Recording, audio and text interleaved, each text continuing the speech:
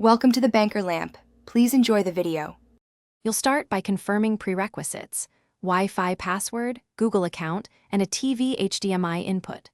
Plug the Xiaomi Google TV into power and HDMI, then turn the TV to that input.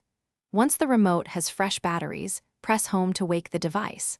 The on-screen wizard appears. Follow prompts to select language and network. You do this now so the system can download updates and verify your account. Make sure to accept basic permissions so the next steps can proceed automatically. Next, sign into your Google account.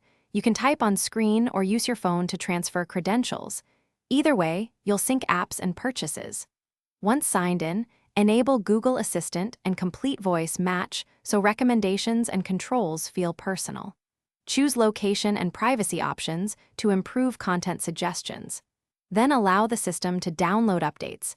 Make sure to install the streaming apps you use most from the Play Store. This configures apps and prepares the interface for daily use. Finalize by adjusting display scale and HDMI settings to match your TV's resolution. Then set audio output. Choose ARC for soundbars or Bluetooth for headphones. Pair any controllers or keyboards in Bluetooth settings and organize apps on the home row for quick access. If an app hangs or streaming stutters, restart the Xiaomi Google TV first. If problems persist, clear the app cache or reinstall it. As a last resort, perform a factory reset, but only after backing up necessary account data to your Google account. Thanks for watching. If this was helpful, leave a like and consider subscribing. See you next time.